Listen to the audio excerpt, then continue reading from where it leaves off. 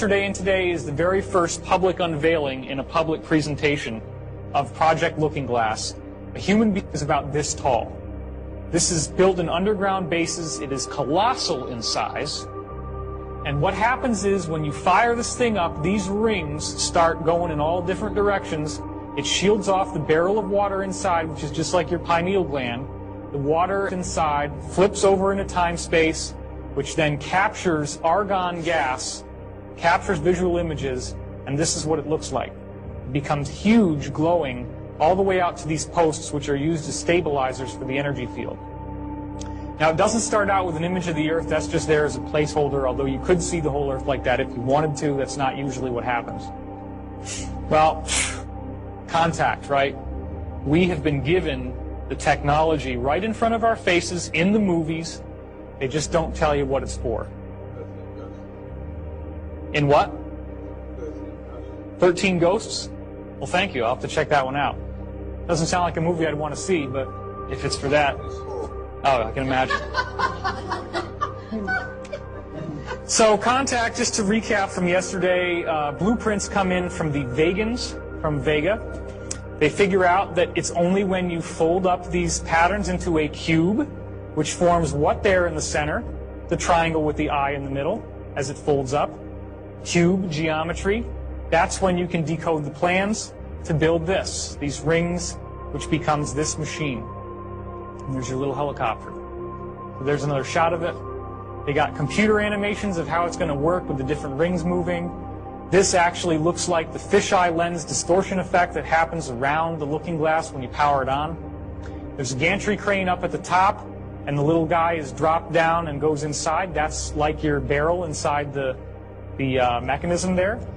And this is where all the action happens. This is where the Stargate opens, the wormhole into the higher realms. In this frame, we're seeing how the whole thing collapsed and fell apart. So, of course, you want to take a ride. You know, the new the new formation of the one after the old one breaks. And here we're seeing the new one. Once again, you get a very clear view, and there's your little eye with the rays coming off it, just like the all-seeing eye on the dollar. Not surprising.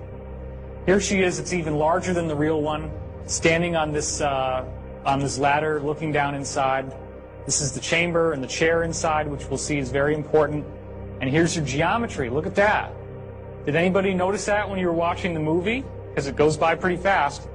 That's that same geometry that's in the background radiation of the whole universe with the sphere in the center. They fire it up. Guess what happens? Big, bright luminosity, just like the real thing.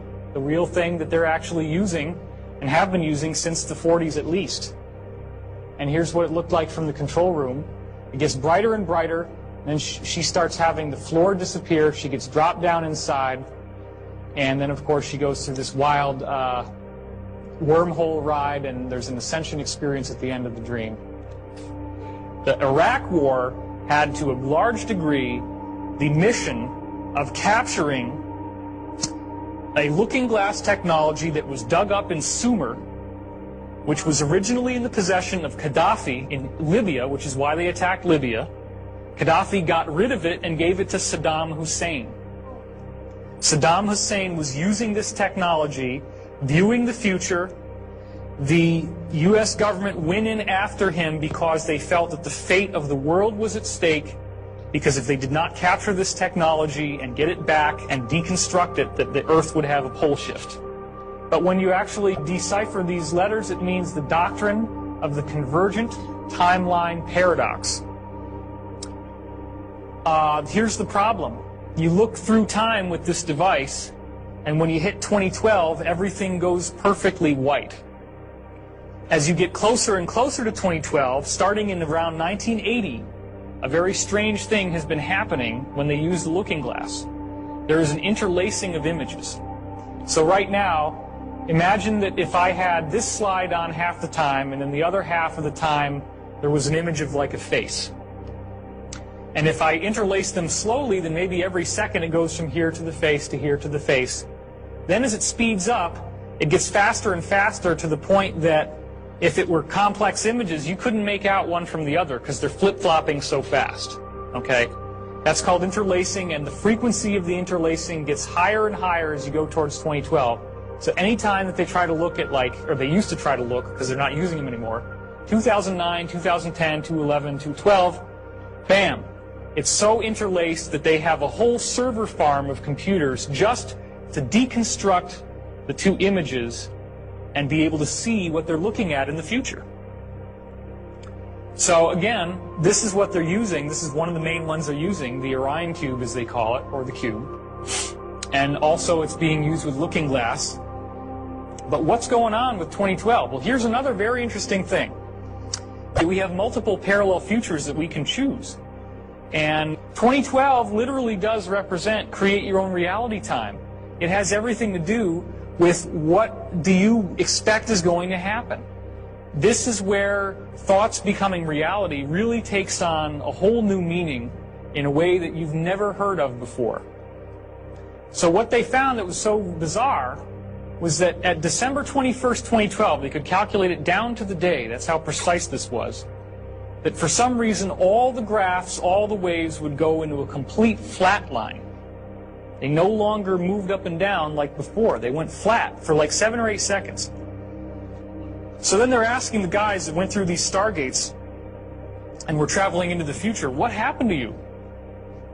Every single time that somebody tried to hit 2012, they said the same thing. There was this thing they called the bump. It actually hits you like a bump. You actually feel like you've slammed into something. And as soon as it slams into you, you have the most incredible religious experience you can imagine. Cosmic consciousness. Your consciousness just blasts into this wonderful place where you have awareness of no space, no time. All knowledge is available to you. Ecstatic God consciousness.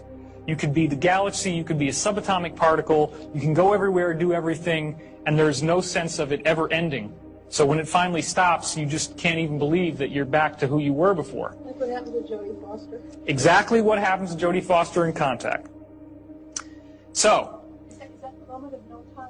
that's the zero time, yeah. And Daniel doesn't agree with me on this, but I believe that 2012 is our zero time reference. And when you hit 2012, everything goes perfectly white.